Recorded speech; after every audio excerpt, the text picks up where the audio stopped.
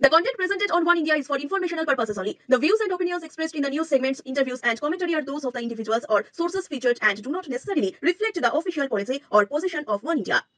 মমতা বন্দ্যোপাধ্যায় ফুরফুরা শরীফে যাচ্ছে ভোট ব্যাংকে কনসলিডেট করতে। ভোট ব্যাংক উনি প্রত্যেকবার বিধানসভা ভোটের আগে যান, 16 সালেও গেছিলেন। 5 বছর ফুরফুরার কথা ভুলে গেছিলেন, মুসলিমদের কথা ভুলে গেছিলেন। এখন ভোট এসেছে তাই ফুরফুরায় যেতে হবে। 16তেও গেছিলেন, আবার 26-এ ভোট আসছে, চাপে আছেন। পশ্চিমবাংলার হিন্দু ভোটার যারা তৃণমূলকে ভোট দেন তারা একটু আজকে টিভির দিকে নজর রাখবেন। আপনারা তো লাইভ করবেন নিশ্চয়ই, মুখ্যমন্ত্রী বলে কথা, যে হিন্দুরা তৃণমূলকে ভোট দেন তারা একটু লাইভটা করবে, দেখতে থাকবে। আর নওশাদের আমি যে বলি তোষণের রাজনীতি সেটা প্রমাণ হয়ে যাবে। আর নওশাদের ভূমিকা কি বলবেন? নওশাদের এই ভূমিকাটা নওশাদের ওকে জিজ্ঞেস করুন। ও যেদিন ডায়মন্ড হারবার ছেড়ে পালিয়েছে সেদিনই লোক বুঝে নিয়েছে এ টিএমসির বিটি। ওকে লড়াই করে শুধু টিভির ক্যামেরাতে থেকে 2-4টা জনসভা করলে হবে না, ভোটের দিন মাঠে থাকতে হবে। হাড়োয়া উপনির্বাচনও মাঠের দিন ছিল না, মাঠে থাকে না। ভোটের দিন হচ্ছে ওয়ানডে ম্যাচ, ওই দিন যে মাঠে থাকবে। আমি মাঠে ছিলাম তাই মমতা ব্যানার্জি হেরেছে, আমি জিতেছি।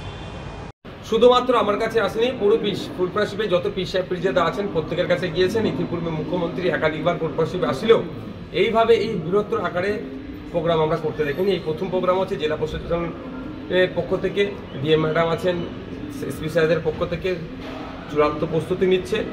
এবার আমার যাওয়ার যে ব্যাপারটা প্রশ্ন করছেন, 4টের সময় মুখ্যমন্ত্রী আসছেন, সেই সময় আপনারা দেখবেন।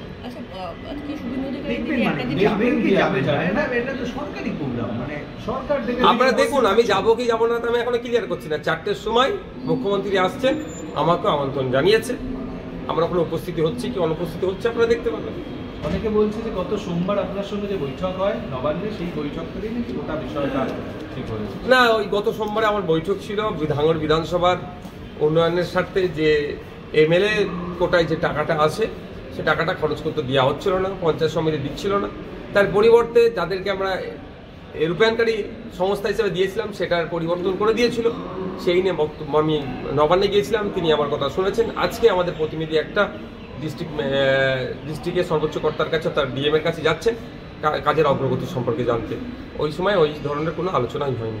শুভেন্দু অধিকারী বলছেন যে আপনারা তৃণমূল কংগ্রেসের বি টিম, বিশ্বাস করেন নিজেকে তৃণমূলের বি টিম?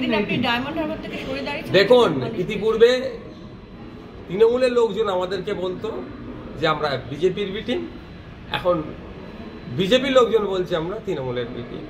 তাহলে আমার প্রশ্ন এখানে, তৃণমূলের এ টিম কোনটা আর বিজেপির এ টিম কোনটা? নাহলে আমরা বি টিম, তার কথা তর্কের খাতির আমি বললাম। তাহলে এ টিমগুলোকে আগে খুঁজে বার করতো। সে কথাই আছে না, চোর মাচায় শোর। আমি এখানে কাউকে চোর বলে অপমান করব না। আমাদের গ্রাম্য ভাষায় একটা কথা আছে, গ্রামে আগে চোর পড়লে গ্রামের মানুষ উঠে গেলে চোর চোর চোর বলে চিৎকার করতো, ওর মধ্যে চোরও চোর চোর করতে করতে বেরিয়ে পালাতো। ব্যাপারটা হচ্ছে আমাদেরকে অনেক রকমভাবে দেখিয়ে দেওয়া হচ্ছে। আমরা ভাগিদারিত্বে রাজনীতি করতে এসেছি, পিছিয়ে বর্গের, দলিত, আদিবাসী, মুসলমানের অধিকারকে প্রতিষ্ঠা করতে এসেছি। সুতরাং কারো দলের কোনো দলের লেজুর ভিত্তি হয়ে আমরা থাকবো না। আমরা আমাদের অধিকারের জন্য গণতান্ত্রিক প্রক্রিয়ায় সর্বোচ্চ চেষ্টা করব। 2026-এ বিধানসভা নির্বাচন, সেটা মাথায় রেখে মুসলিম ভোটে ভাগ বসাতেই কি ফুরফুরা শরীফে সিএম এর চাওয়া? দেখুন, সিএম ম্যাডাম, শুভেন্দু অধিকারী মহাশয়, নওশাদ সিদ্দিকী যারা আছেন 24/7 পলিটিক্স করছে।